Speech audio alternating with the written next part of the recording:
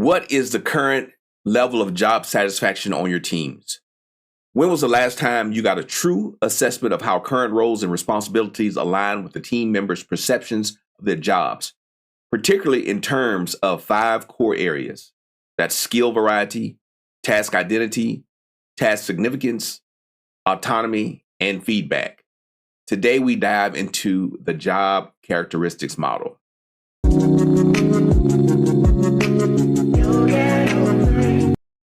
Rise and shine, leaders. This is Glenn Guyton, keynote speaker and workplace trainer. It is time for our executive coffee break. I've got my beverage in hand. I hope you have yours too. They say you can't choose your family, but you can choose your workplace culture and your beverage. Leadership matters, so you might as well get good at it. We've been exploring a number of behavioral models and how it relates to workplace motivation. Because motivated employees are more productive, they stay around longer, and you get more value out of them. In the description, I will give you information about the other episodes, so check those out and you can explore the other models. Now, the jobs characteristics model came about in 1976. Many of you probably weren't even born then. I was a baby. I was young, not a baby, but I was little. This model suggests that tasks themselves are key to employee motivation.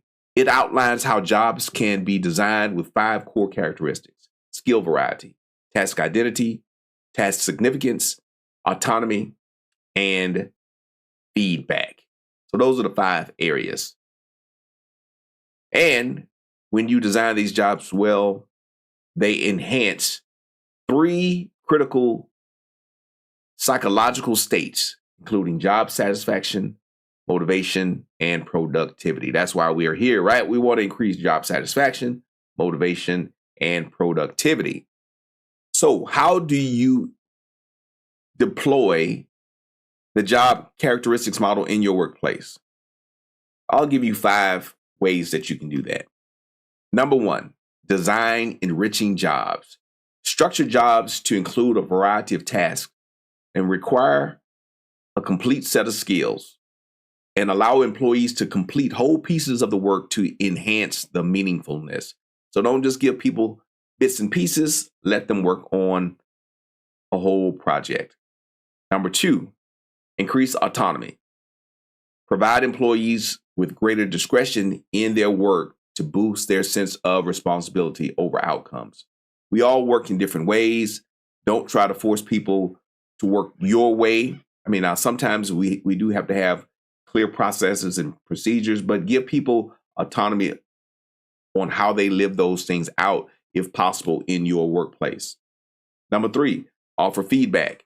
Ensure that employees receive direct and clear feedback on their performance to help them see how their work contributes to the organization. Continuous feedback, communication is always important in the workplace. Number 4, now this goes a little bit different from what I said at first about when you design enriching jobs, giving people a whole project. Sometimes we need to tailor jobs to individual strengths. And so some people may not be able to have this broad skill set, but they have really good, clear, specific skills. So tailor jobs to individual strengths. Customize your jobs to align with strengths and the preferences of employees, enhancing their engagement and job satisfaction. These things will vary by industry.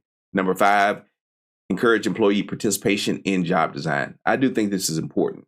Involve employees in the design of their work and the setting of their goals to increase their commitment and their motivation.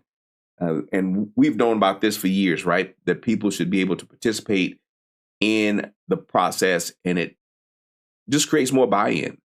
And when people have buy-in, they want to stick around. They want to see these things to the end. Now, a couple of things that may be challenging with the job characteristics model. Again, this came about in 1976. Some of you probably weren't even born. I was a little kid at that time, probably in kindergarten. But a couple of critiques of the job characteristics model.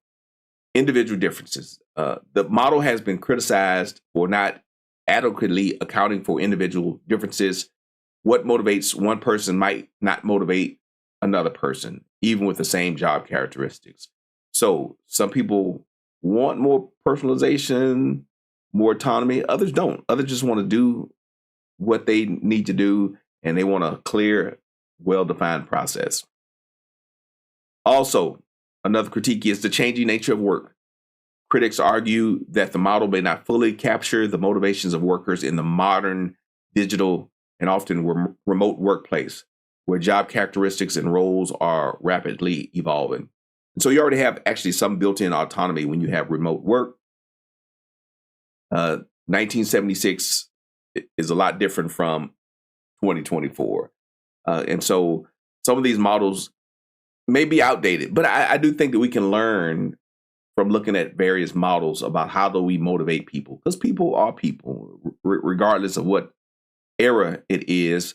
But, it's different when we moved from farming to an industrialized situation now to this digital white collar workspace. And so we do have to update our theories and look at how these outside factors impact employee motivation.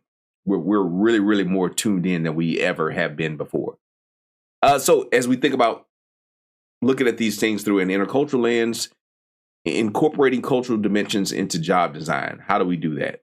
Well, when designing jobs to enhance motivation, please consider how cultural dimensions such as power, distance, individualism, or collectivism might affect perceptions of job characteristics. For example, in cultures with high power distance, increased autonomy might not be as motivating as it would be in cultures with low power distance. Tailoring job design to these cultural preferences can improve employee satisfaction and performance. And I've seen this in a few organizations where there's a dominant culture, then more people are integrated into the system, and the dominant culture is a lot more autonomous. It's flat as far as how leadership operates, and it's really hard for people from other cultures to be incorporated into the organization and to be successful because they're used to more of a hierarchy. They're used to people in positions of power and authority, just wielding that power and authority kind of sometimes with a hammer. And so when you switch and give people more autonomy, sometimes they get lost. They don't know what to do.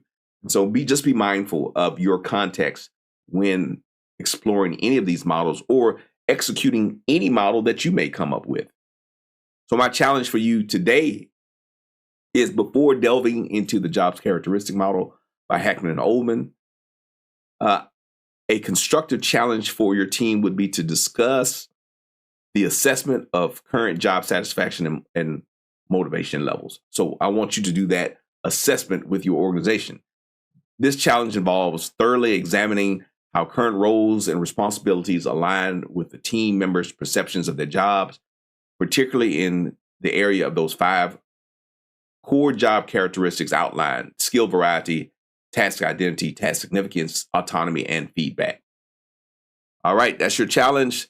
But as we close, let's not forget the strength and perseverance that it takes to lead with empathy and inclusivity. Better leaders get better results. So to every one of you leading the charge for a more supportive and engaging workplace, I leave you with this: stay bold, stay inspired, and remember that your actions today shape the culture of tomorrow. My name is Glenn Guyton. You all have a wonderful, wonderful, wonderful day.